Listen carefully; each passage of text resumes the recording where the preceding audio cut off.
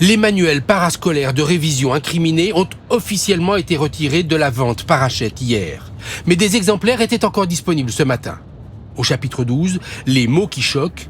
En octobre 2023, à la suite de la mort de plus de 1200 colons juifs lors d'une série d'attaques du Hamas, les victimes n'étaient pas des colons juifs. Un texte inacceptable pour la LICRA.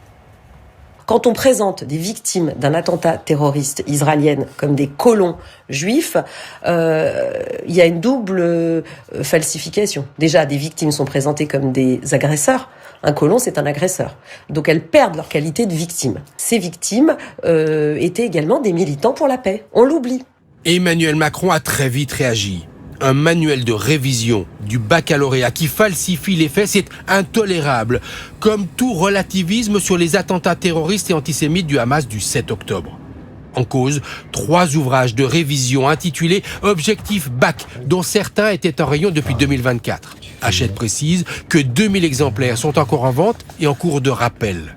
Dans un communiqué, Arnaud Lagardère, le PDG du groupe, tient à personnellement présenter ses excuses auprès de tous ceux qui ont pu se sentir blessés à juste titre. Du côté de l'Éducation nationale, le ministre rappelle qu'il ne s'agit pas d'un ouvrage officiel. Ce qu'il faut bien avoir en tête, c'est que ce n'est pas un manuel.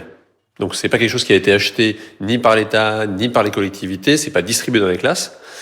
C'est un ouvrage de révision du baccalauréat qui est proposé par un éditeur privé. Il y a du côté des éditeurs une responsabilité à avoir pour qu'effectivement il y ait des processus de relecture interne. Une double lecture éditoriale qui aurait dû avoir lieu sur cet ouvrage. L'éditeur a ouvert une enquête interne.